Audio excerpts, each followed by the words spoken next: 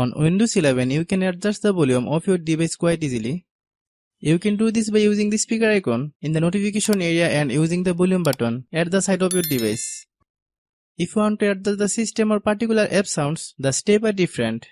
Hello guys, and welcome back to my YouTube channel, Shaem Tech BD.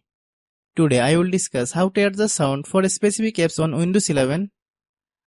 I have a request, if you are new to channel, please subscribe and stay with us.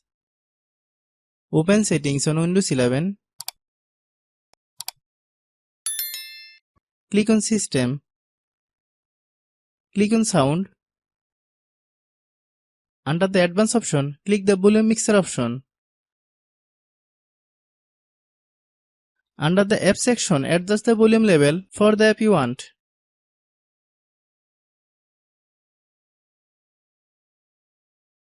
Hope you understand. I have a request, if you are new to channel, please subscribe and stay with us. By watching my tutorial for more tech videos, you can subscribe.